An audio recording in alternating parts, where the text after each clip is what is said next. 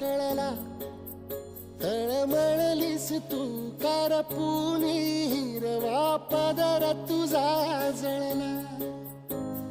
छळ केला पिढी जात तुझा ग उखडून वनराई. अपराध किती झाले पण आता शरण तुला आई.